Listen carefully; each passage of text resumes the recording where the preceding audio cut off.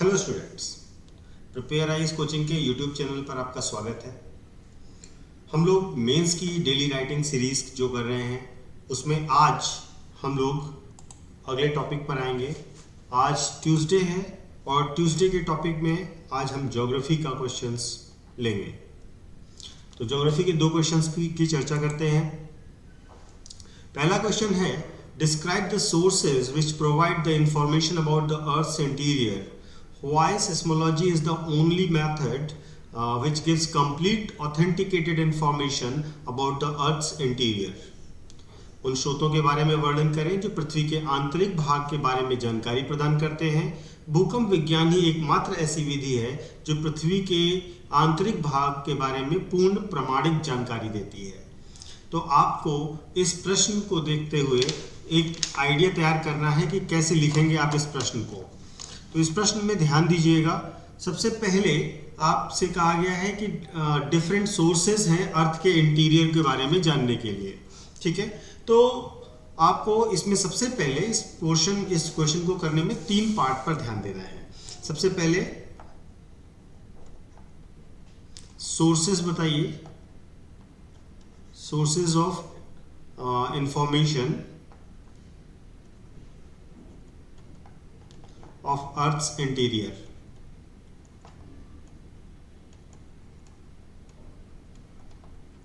ठीक है, सबसे पहले आप ये बताइए। इसके बाद चूंकि ये कह रहा है कि सिस्मोलॉजी ही एकमात्र अच्छा तरीका है, तो अब आपको बताने होंगे कि क्या डिफरेंट थ्योरीज हैं या डिफरेंट तरीके हैं अर्थ के इंटीरियर को जानने के लिए, ठीक है। और उसके बाद आप बताइए कि क्यों सिस्मोलॉजी ही सबसे बेहतर है, ठीक है। तो इसको 3 पार्ट में करिए और कंक्लूड कर दीजिए। ये है इस प्रश्न को करने का तरीका। तो सबसे पहले इंट्रोडक्शन दीजिए। इंट्रोडक्शन में आप बताएंगे कि अर्थ के इंटीरियर को जानना क्यों जरूरी है और कैसे इसको जाना जा सकता है। तो देखिए इसमें इंट्रोडक्शन में क्या लिखा गया है कि understanding the earth's interior is essential to understand the nature of changes that took place over and below the earth surface. पृथ्वी के ऊपर और पृथ्वी के अंदर जो भी परिवर्तन हो रहे हैं उनको जानने के लिए हमारा ये जानना जरूरी है कि अर्थ के इंटीरियर में क्या है, ठीक है। The sources which provide knowledge about the interior of the earth may be classified into 3 groups. Number 1, artificial sources. Number 2, theories of interior of Earth. और Number 3, natural sources. ठीक है। अब इसकी मेन बॉडी पर आ जाइए और मेन बॉडी में आप डिस्कस करिए कि what are the sources of the knowledge about earth's interior. इसमें सबसे पहले डेंसिटी की बात करते हैं। डेंसिटी के बारे में आपको आइडिया है। एक जनरल थियरी ये है कि जितना ज़्यादा डेंसिटी बढ़ेगी, है ना, जितना ज़्यादा डेंसिटी बढ़ेगी उतना ज़्यादा कोर की तरफ हम जा रहे होंगे। कोर मोर डेंस होगा, कोर में डेंसिटी ज़्यादा होगी। दूसरा प्रेशर। प्रेशर का एक जनरल एक्सेप्टेबल प्रिंसिपल ये है कि प्रेशर जब बढ़ता है तो डेंसिटी भी बढ़ती है।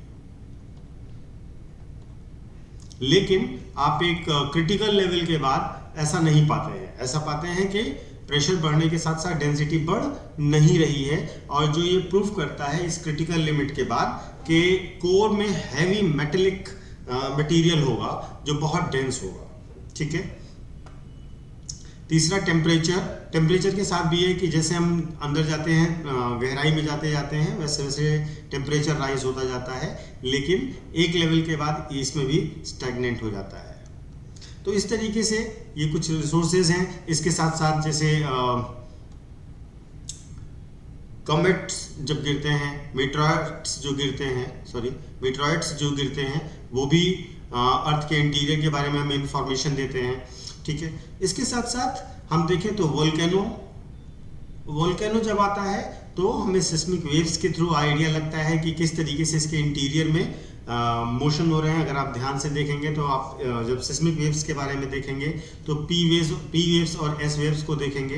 पी वेव्स वो वेव्स हैं जो सॉलिड और लिक्विड दोनों में ट्रेवल करेंगी, और एस वेव्स केवल सॉलिड में ट्रेवल करेंगी, ये लिक्विड में ट्रेवल नहीं करेंगी।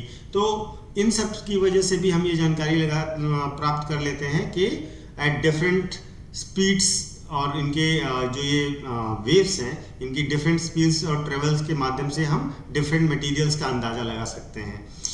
तो ये कई सारी थ्योरीज हैं, कई सारे तरीके हैं जिनसे हम अर्थ के इंटीरियर के बारे में पता लगा सकते हैं। ठीक है, एक एडविन सस थ्योरी है जो ये कहती है कि earth is made up of 3 zones of different matter below outer the thin sedimentary cover, that is sial, sima and nife. जो आपने बेसिक इंटीरियर्स ऑफ अर्थ जब पढ़ा होगा तो आपने देखा होगा निफे है अंदर, फिर सियाल है, फिर सीमा है। ठीक है, तो इस तरीके से आपने ये भी थ्योरी पढ़ी हुई है। तो आपने अलग अलग थ्योरीज बता दी। अब आपको ये बताना है कि क्यों सिस्मिक वेव्स ही सबसे बेहतर हैं। तो सिस्मिक वेव्स अर्थ के इंटीरियर से आ रही हैं, इनकी अलग अलग वेलोसिटी है, इनका अलग अलग शेप है और अलग अलग इनकी स्पीड है, प्लस इनका अलग कर्विकल जो बाहर निकलने का तरीका है वो है। तो बेसिकली इन सब चीज़ों के, इनके पाथ से, इनकी वेव से, इनकी वेलोसिटी से हम आइडिया लगा सकते हैं कि क्या अंदर धरती के अंदर है। बाकी सारी चीज़ें एक कंक्रीट एविडेंस नहीं देती हैं और कंप्लीट इंफॉर्मेशन नहीं देती हैं। तो इस तरीके से आप इसको कंक्लूड कर लीजिए तो आपका ये क्वेश्चन कंप्लीट हो जाएगा। अब आते हैं नेक्स्ट क्वेश्चन पर। नेक्स्ट क्वेश्चन, वेगनर द्वारा प्रतिपादित महाद्वीपीय बहाव का सिद्धांत का मूल्यांकन कीजिए। प्लेट विवर्तनिकी सिद्धांत किस प्रकार महाद्वीपीय बहाव सिद्धांत की कमियों को दूर करता है। Evaluate the theory of continental drift as given by Wegener, and also how does the plate tectonic theory seek to remove the shortcomings of continental drift theory। ठीक है, तो आपको continental drift theory सबसे पहले एक्सप्लेन करनी है। ठीक है, और उसके बाद ये बताना है कि इसमें क्या शॉर्टकमिंग्स थी और उन शॉर्टकमिंग्स को कैसे प्लेट टेक्टोनिक थ्योरी दूर करती है। तो इस क्वेश्चन के भी 3 पार्ट हैं। सबसे पहला पार्ट ये है कि आपको कॉन्टिनेंटल ड्रिफ्ट थ्योरी को एलेबोरेट करना है, एक्सप्लेन करना है, फिर उसकी कमियां बतानी है और उन कमियों को कैसे प्लेट टेक्टोनिक दूर करता है ये बताना है। तो टोटल 3 पार्ट इस क्वेश्चन के भी होंगे।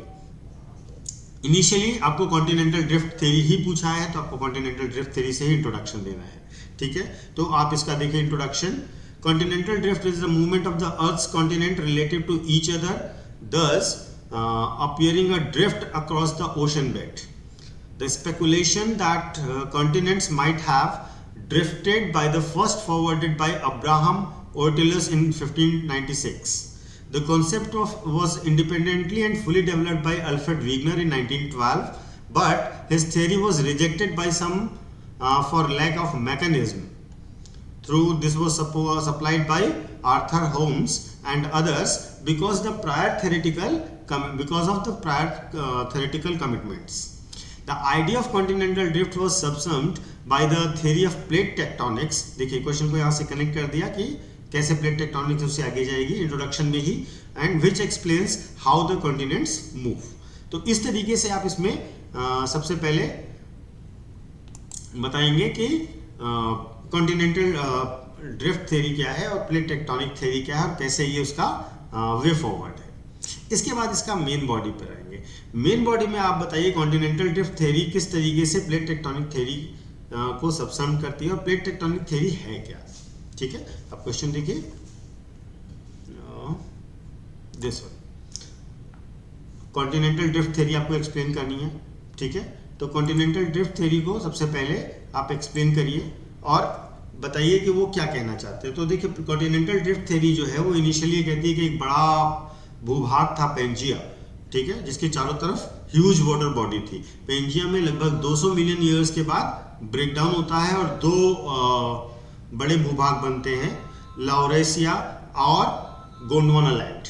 अब धीरे धीरे फिर इनमें भी ब्रेकअप होगा और आज का जो महाद्वीपीय स्ट्रक्चर है वो बनकर सामने आएगा। ठीक है, तो ये उस समय का इनका थ्योरी था, मोटे तौर पर आसान भाषा में। उस समय जब इन्होंने थ्योरी दी थी उस समय भी एक अलग विचारकों का, थ्योरिस्ट का समूह था जिनको कॉन्ट्रैक्शनिस्ट थ्योरिस्ट कहा जाता था। कॉन्ट्रैक्शनिस्ट थ्योरिस्ट ये मानते थे कि कॉन्ट्रैक्शन हो रहा है, पहाड़ वगैरह कैसे बन रहे हैं by the way of cooling and shrinking. तो कॉन्ट्रैक्शन हो रहा है, इस वजह से पहाड़ वगैरह बन रहे हैं। तो ये एक आइडिया है जो उस समय का आपका कॉन्टिनेंटल ड्रिफ्ट का है। अब इसकी कमियां क्या थी? सबसे पहली चीज, सबसे बड़ी कमी ये थी कि he failed to explain the forces that led to drift huge continental masses.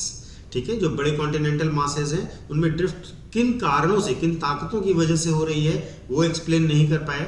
Initially उन्होंने कहा था कि there was no resistance offered by the denser sima layer, but बाद में इन्होंने क्या किया, इन्होंने कहा कि that was the full resistance offered by sima to explain the origin of mountains. तो पहले ये कह रहे हैं कि नहीं, ऐसा नहीं है कि कोई भी सीमा के द्वारा रेजिस्टेंस हो रहा है, बाद में ये कह रहे हैं कि फुल रेजिस्टेंस है और इसी वजह से माउंटेन्स का फॉर्मेशन हो रहा है। ठीक है, तीसरा पॉइंट क्या है कि ये थ्योरी डायरेक्शन ऑफ ड्रिफ्ट और क्रोनोलॉजिकल सीक्वेंस ऑफ डिस्प्लेसमेंट का क्लियर मेंशन नहीं करती है।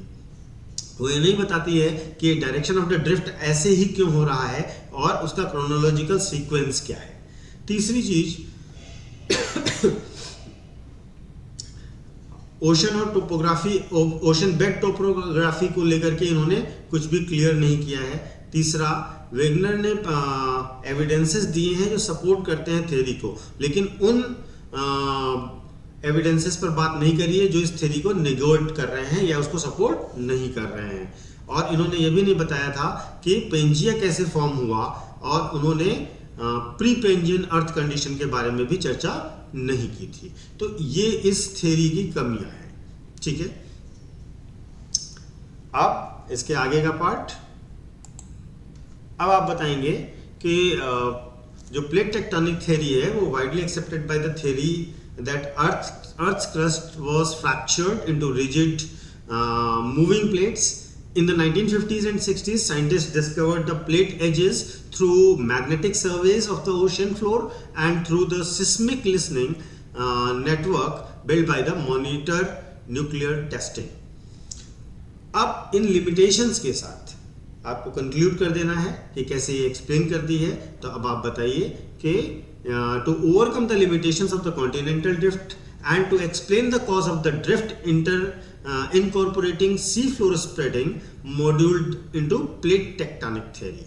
तो in 1968 जो limitations थी continental drift थी उनको कम करते हुए अब हम प्लेट टेक्टोनिक थ्योरी को डेवलपमेंट देखते हैं 1968 में, and according to which it was assumed that the earth was divided into lithosphere and asthenosphere about 7,000 kilometre. ठीक है, अब कंक्लूजन की बात करें तो आपको वही लाइन लेनी है कि किस तरीके से ये इसका वे फॉरवर्ड है। तो आप बताइएगा, plate tectonic theory was based on the evidence of sea floor spreading and paleomagnetism, which both concepts were backed by the strong scientific evidences. The theory assumed that the continents are the parts of plates, mass of lithosphere, which floats over atmosphere. Evidence from the same has been found. The theory suggests that the plate movement based thermal convective current movement in mantle. ठीक है, plate tectonic based on the strong scientific evidence exclusively explains the breaking up of Pangea and drifting of continent as on present day. It also explains the expansion of ocean floor and orogeny. Thus, the theory explains all events along with the strong scientific evidences, and hence the PT is a large improvement over the continental drift theory. तो इस तरीके से हम इस चीज को proof करते हैं कि इस एक्सप्लेनेशन के द्वारा कि ये एक इम्प्रूवमेंट है कॉन्टिनेंटल ड्रिफ्ट थ्योरी के ऊपर। Plate tectonic theory continental drift theory से थोड़ा सा आगे और बेहतर है। तो इस तरीके से इस क्वेश्चन को आप कंक्लूड कर सकते हैं और इस तरह से हम इसको कंप्लीट करते हैं। तो आज का ज्योग्राफी का सेशन था, आपको दोनों क्वेश्चन और उसके डिटेल्ड आंसर्स भी बता दिए हैं। अब आप इसके आगे कल हम लोग हिस्ट्री यानी मॉडर्न इंडिया को लेंगे। Thank you.